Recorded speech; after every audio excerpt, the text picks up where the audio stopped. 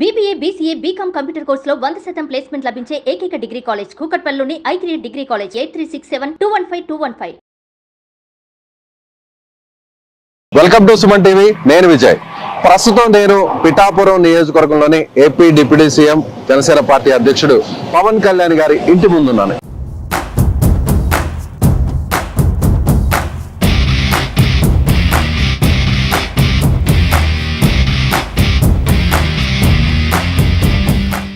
ఈ ఇంటి నుంచే పవన్ కళ్యాణ్ గారు తమ రాజకీయ భవిష్యత్తునంతా కూడా మార్చేసుకున్నారు. సో ఇంటికి వచ్చిన తర్వాతే మొత్తం పొలిటికల్ సినారే ఏపీలో మారిపోయింది.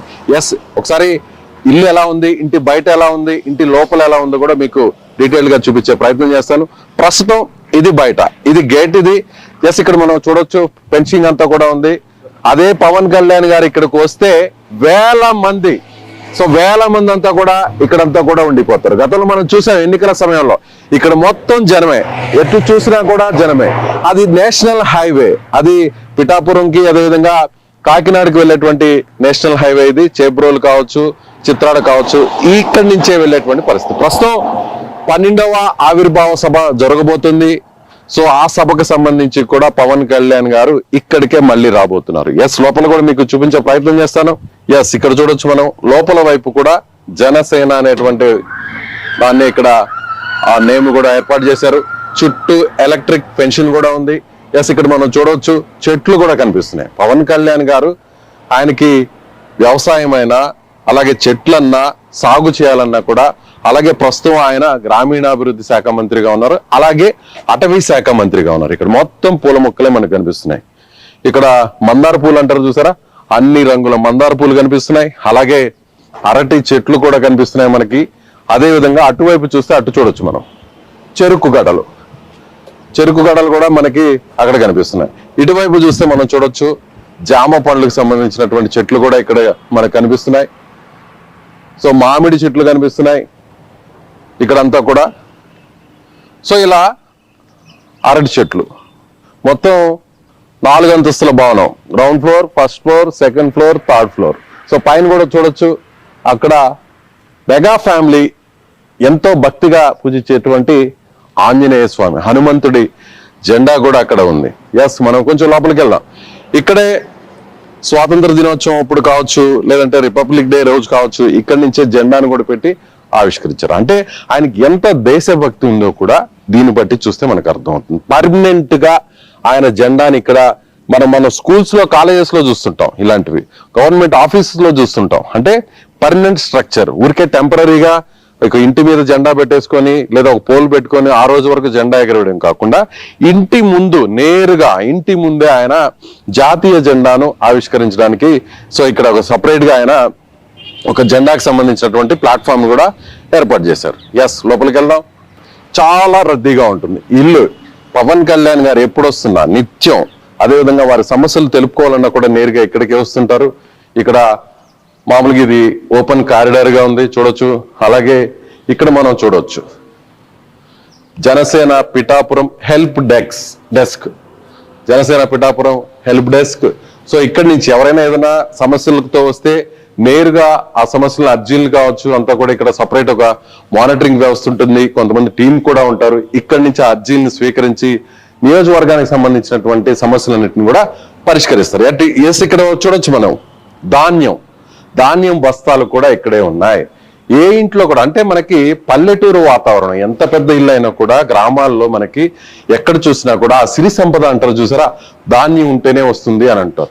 అది కూడా ఇంత పెద్ద మంచి బిల్డింగ్ లో, ఇంత లగ్జరీ బిల్డింగ్ లో కూడా ఆయన ధాన్యాన్ని ఇక్కడ ఏర్పాటు చేయించారంటే ధాన్యానికి ఇచ్చేటువంటి, వ్యవసాయానికి, గ్రామాలకు ఇచ్చేటువంటి ప్రాధాన్యత ఏంటనేది కూడా మనకి ఇక్కడ కనిపిస్తుంది. ఇక్కడ ఇవన్నీ కూడా ఆఫీస్ కి సంబంధించినటువంటి రూమ్స్. ఇదోండి ఇక్కడ ధాన్యం కనిపిస్తుంది చూడండి. ఆయన ఎంత ప్రయారిటీ ఇస్తారు అనే దానికి ఇది ఒక చిన్న ఉదాహరణ.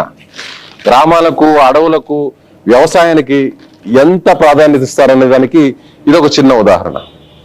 ఇక్కడ చూడొచ్చు ఆవిర్భావ దినోత్సవానికి సంబంధించినటువంటి ఫ్లెక్స్ ని కూడా ఏర్పాటు చేశారు.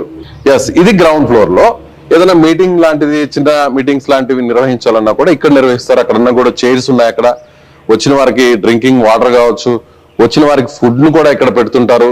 ఎవరైతే వినతులు తీసుకొచ్చి నేరుగా ఆఫీస్లో ఇక్కడే హెల్ప్ డెస్క్ ఉంటుంది, ఇక్కడ వచ్చిన వాళ్ళకి నేరుగా ఇస్తుంటారు. ఇది గ్రౌండ్ ఫ్లోర్ లో ఉన్న సినారే.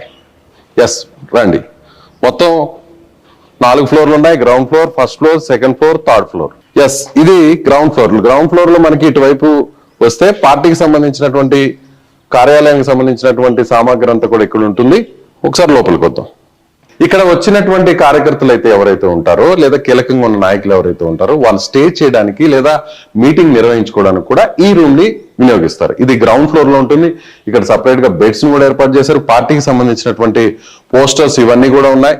బ్రోచెస్ కావచ్చు, కొన్ని ఓటర్ల జాబితాకు సంబంధించిన లిస్ట్ కావచ్చు. ఎస్ ఇక్కడ చూడండి, బుక్స్ కనిపిస్తున్నాయి మనకి. స్టేషనరీకి సంబంధించి అంటే పార్టీ అవసరాల కోసం, నియోజకవర్గ అవసరాల కోసం సంబంధించి వినియోగించే స్టేషనరీ కావచ్చు, పార్టీకి సంబంధించినటువంటి ఏదైతే బ్రోచెస్ కావచ్చు, ఇవన్నీ కూడా కనిపిస్తున్నాయి. ఇక్కడ చూడండి, క్యాలెండర్స్ ఇవన్నీ కూడా ఇక్కడే ఉన్నాయి. ఎస్ ఇక్కడ లిఫ్ట్ కూడా ఉంది. లిఫ్ట్ మొత్తం 3 అంతస్తులకి అంటే first floor, second floor, third floor కి సంబంధించి అక్కడికి వెళ్ళడం కోసం ఇక్కడ లిఫ్ట్ కూడా ఉంటుంది.